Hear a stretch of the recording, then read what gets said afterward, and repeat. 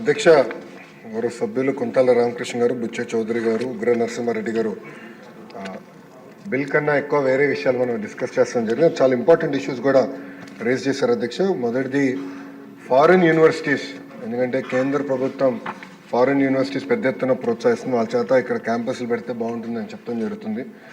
వాళ్ళకి ప్రత్యేకంగా మీరు ఏమైనా చేస్తున్నారా, యాక్ట్లో ఏమైనా సవరణలు తీసుకొస్తున్నారా అని అడుగుతాం జరిగింది అధ్యక్ష.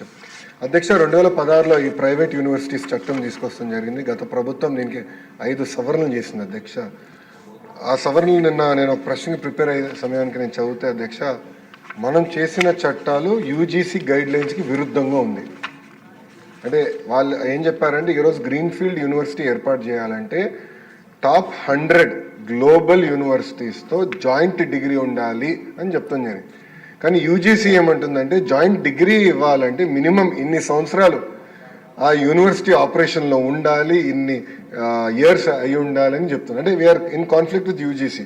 సో నేను మొన్న కూడా కౌన్సిల్లో చెప్పాను, ఆ చట్టాన్ని మనం సవరణ చేయాలి, కానీ కొంచెం డీటెయిల్డ్గా చేద్దాం. అంటే హడావుడిగా చేస్తే మళ్ళీ పొరపాట్లు చేస్తాం. కొంచెం డీటెయిల్డ్గా చేసి ఆ చట్టాలని సవరిస్తాం జరుగుతుంది. దాంట్లో ఎలాంటి సందేహం లేదు. పెద్దలన్నట్టు పెద్ద ఎత్తున యూనివర్సిటీస్ మనం ప్రోత్సహించాలి. అంటే మేమందరం ముద్దుగా తాతయ్య అంటాం. సో బుచ్చయ్య తాతయ్య చెప్పింది ఏంటంటే, చట్టాలు మేము సవరించాలి, దాంట్లో ఎలాంటి డౌట్ లేదు. ఫారిన్ యూనివర్సిటీస్ మనం ఇక్కడ ప్రోత్సహించాలి. అంతేకాకుండా మన దేశంలోనే ఒక అద్భుతమైన ఇన్స్టిట్యూషన్స్ ఉన్నాయి. ఒక ఉదాహరణ బిట్స్. ఈరోజు అధ్యక్ష నిన్నే క్యాబినెట్ మీటింగ్లో బిట్స్ అమరావతిలో ఏర్పాటు చేసేందుకు 70 ఎకరాలు క్యాబినెట్ కూడా ఆమోదం తెలిపింది అధ్యక్ష. బిట్స్ ఆంధ్ర రాష్ట్రానికి వస్తుంది. అంతేకాకుండా అధ్యక్ష, సార్ కోరికలు పెంచుతున్నారు, ఆగండి సార్, పూర్తి చేస్తా.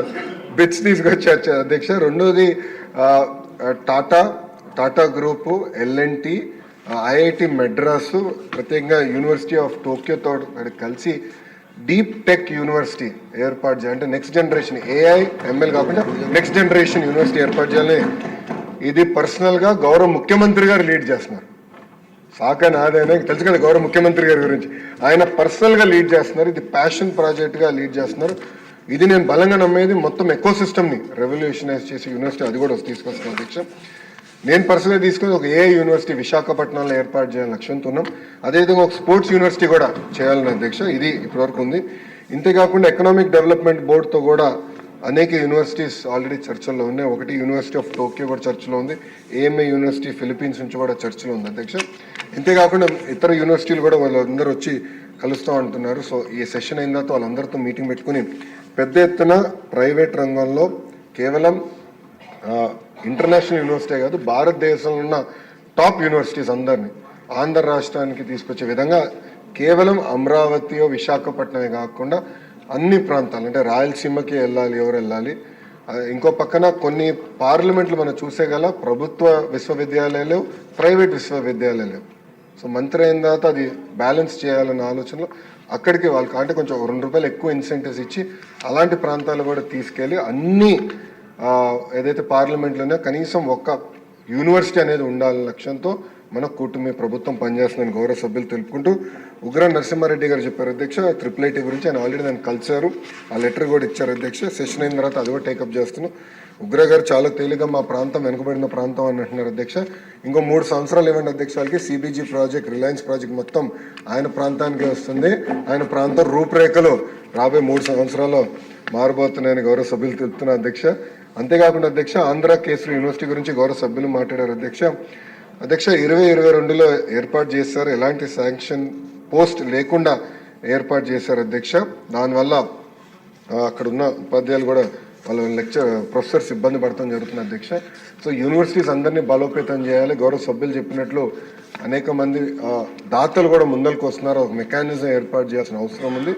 ఆంధ్ర కేసరి యూనివర్సిటీ కూడా ప్రోత్సహించాలనే లక్ష్యంతో మన ప్రభుత్వం పనిచేస్తుంది అధ్యక్ష.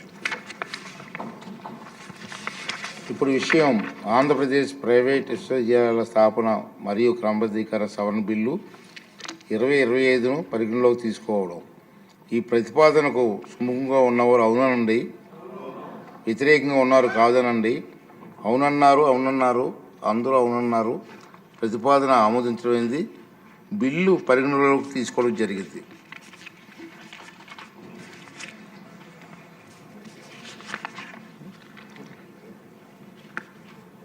ఇప్పుడు క్లాజులపై ఓటింగ్ అండి. రెండవ క్లాజు మొదటి క్లాజు ఎనాక్టింగ్ ఫార్ములా లాంగ్ టైటిల్కు ఎలాంటి సవరణలు లేవు, అవి సభా సమక్షంలో ఉన్నాయి.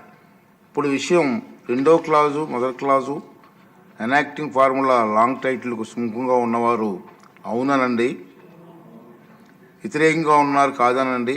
అవునన్నారు, అందరూ అవునన్నారు.